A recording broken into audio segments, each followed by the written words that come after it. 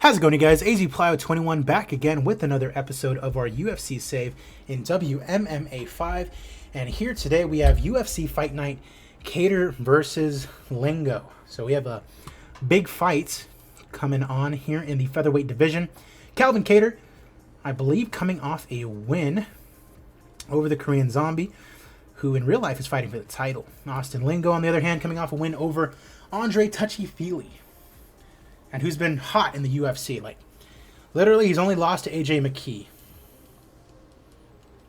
We're making our way towards UFC 299, Song versus Cruz 2.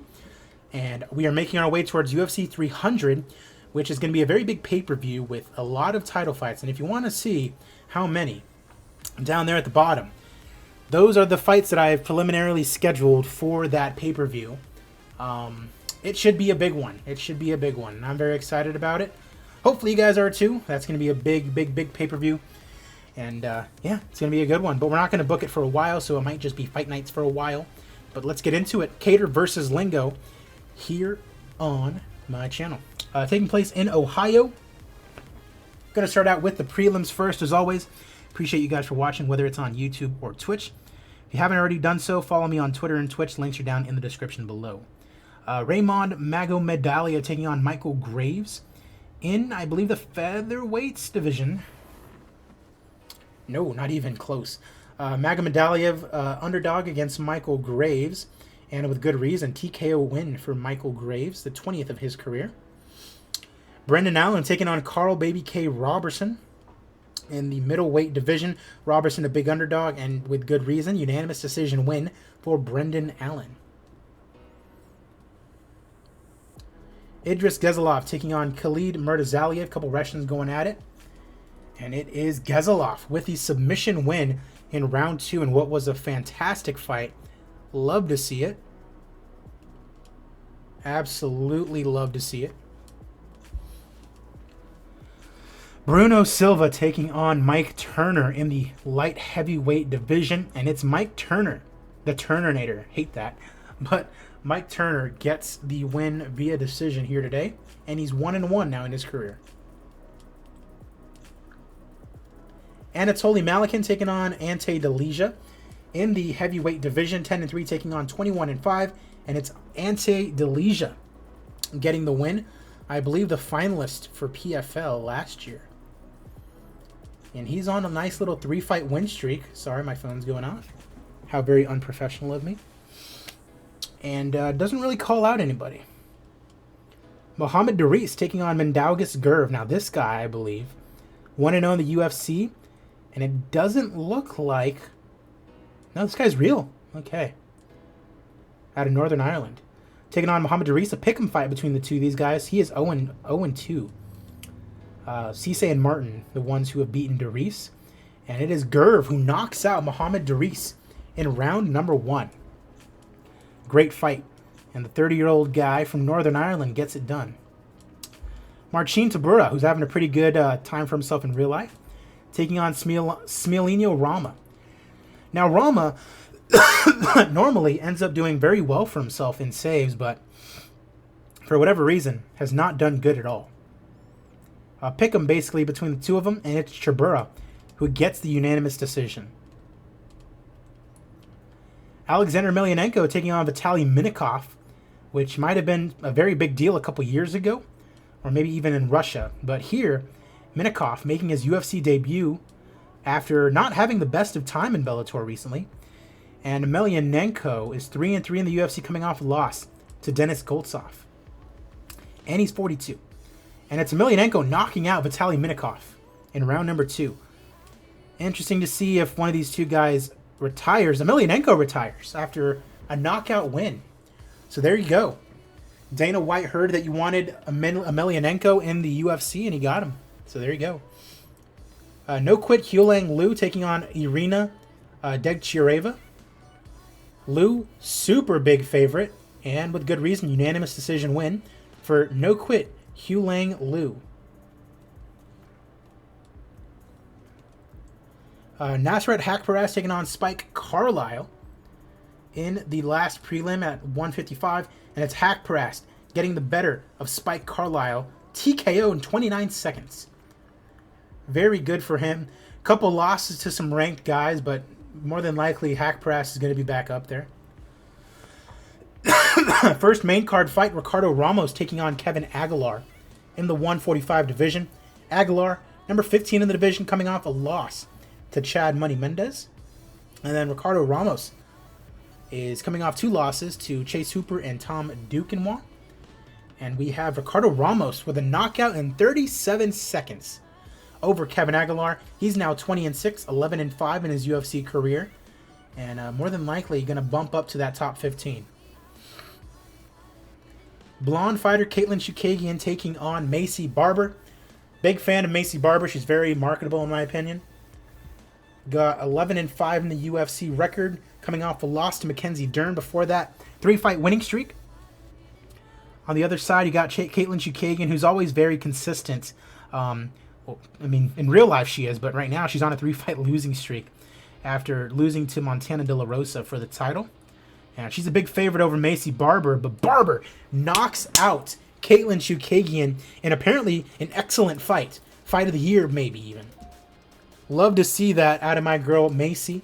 A big-time win. And she's now, I was going to say in line for a title shot, but she's not. Curtis Razor Blades taking on Biggie Boy Rosenstruik. This fight happened in real life, and Razor Blades went to a decision victory. Biggie Boy on 2 straight wins here in the save. Razor Blades, on the other hand, not doing very well recently. Coming off a loss to Alexander Gustafsson. He's somehow still number 11 in the division and a big favorite in this one. And Razor Blades knocks out Biggie Boy Rosenstruik. Who has he been fighting? Oh, that's probably why. He's at a tough time. Oh my God. Lost to John Jones for the title. Lost to Cain Velasquez. Lost to Anthony Johnson. Lost to Cyril Gahn. Lost to Fedor. And then lost to Gustafsson 29-28. He's just had a killer's row of fights. But he gets a big win over Biggie Boy here today. Sarah Morris taking on Veronica Macedo in a top 10 fight, I believe, at bantamweight. I mean, Sarah Morris, former Invicta champion, making her return to the UFC, taking on Veronica Macedo, number 12 in the division, coming off a win over Gina Mazzani. My money is probably on Macedo, and Macedo knocks out Sarah Morris 23 seconds into round number 1. And she wants to fight Ronda Rousey. All right. Co-main event time, and it is Thiago Santos taking on Deron Winn, another Invicta fighter coming back up. Former WEC light heavyweight champion Deron Winn came back and got a big win over Alonzo Menefield. He's number 23 in the division right now, taking on Thiago Santos, number 16 in the division. Not having the best of time right now, coming off a loss to Phil Davis. Deron Winn is the favorite, and it is Deron Winn, with 5 inches shorter than Thiago Santos, getting the win in an average fight. Did not seem very exciting. To our main event we go. Calvin Kattar taking on Austin Lingo. It's Boston taking on Dallas here in the main event. Austin Lingo is the favorite. 8-1 here since he's been in the UFC. High-level national already. He's gotten a little popular, Austin Lingo. But you can see there, coming off a win over Andre Fili. Before that, lost to AJ McKee. I believe that was in the Super Lightweight Grand Prix tournament. It was not. But you can see there, absolutely perfect in the UFC thus far. Calvin Kattar on the other side, a staple of this division, coming off a win over Korean Zombie. If it wasn't for Darren Elkins, he might be 1 fight away from fighting for a title, but he is not. It's our main event time here. It is Kattar and Lingo. Let's get into it. If anyone's in the chat right now, who do you guys have, Kattar or Lingo?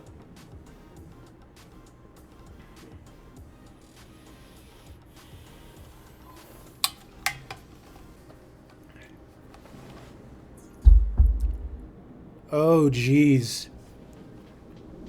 Kattar's knocked down, raining down punches. Repeated shots to the head. And ladies and gentlemen, Herb Dean stops the contest a minute 55 into round 1. Your winner by knockout is Austin Lights Out Lingo. As RBM immediately says going Kattar.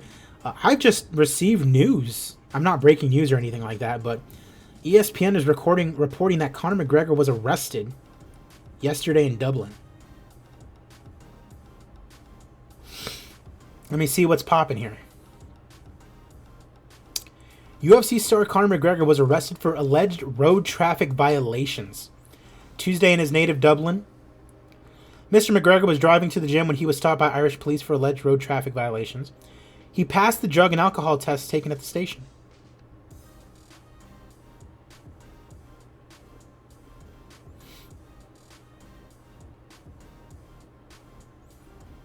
Okay, was not that big of a deal. He got arrested for traffic violation. All right. Papa Perkele says, dude is so annoying. Are you talking about me? Or are you talking about Connor? If you're talking about me, I'm very, very hurt. Connor thinks he's the king of the world. I mean, it's a traffic violation. We all speed. Austin Lingo, big winner here in the main event. Fight of the night, obviously going to be that Barber and Chookagian fight. Love to see it. We also had a couple fantastic fights. So I'm going to go ahead and give out some bonuses to these guys, incentivizing that awesome performance. Any bonuses I need to give out? Veronica Macedo, yes. Lingo, yes. Ramos, yes. Hack Parast, yes. Gerv, yes. Delija, yes. And Jesus, I'm giving out a lot of money on this card. I might take a hit on this card. Nope, still a little bit of a profit. Love to see it. Emelianenko, the top paid fighter on this card. Emelianenko, the top paid fighter on this card after he retires. Lingo and Barber immediately following that. I think I've seen every WMMA episode. To not make this my first live stream just to insult you. Very entertaining. Appreciate it. You can insult me all you want. I don't really care that much.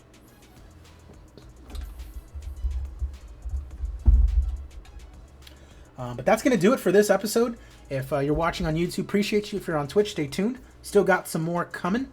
But yeah, making our way to UFC 299, Song versus Cruz. See you guys for the next fight night. You guys have a good one.